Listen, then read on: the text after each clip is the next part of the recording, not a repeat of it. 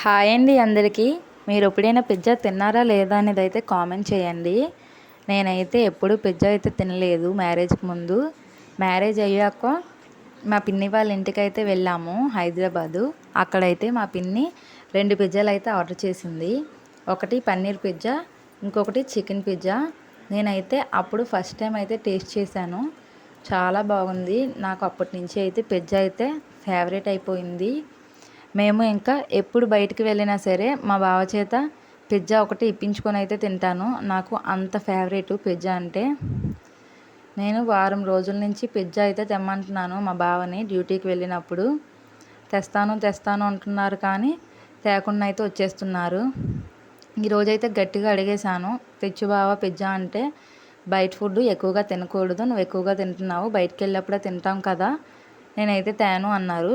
పోనీ చీజ్ అయినా తెచ్చు, నేనైతే ఇంట్లో ప్రిపేర్ చేసుకుంటాను అని చెప్పాను. ఫైనల్లీ చీజ్ అయితే తెచ్చారు. నేనైతే ఈరోజు పిజ్జా అయితే రెడీ చేసుకుంటున్నాను. నా దగ్గర పిజ్జా సాస్ కూడా లేదు. Red chilli sauce, tomato sauce అయితే వేసి కవర్ చేశాను. అయినా సరే పిజ్జా టేస్ట్ ఏమాత్రం తీసుకోలేదు. సేమ్ బయట కొన్నట్టే చాలా బాగా వచ్చింది. ఇక్కడైతే నేను పన్నీర్ పిజ్జా అయితే చేస్తున్నాను. ఓవెన్లో పెట్టుకున్నాను. చాలా బాగా వచ్చింది. నేనైతే ఫస్ట్ టైం అయితే పిజ్జా చేస్తున్నాను. అయినా చాలా బాగా వచ్చింది.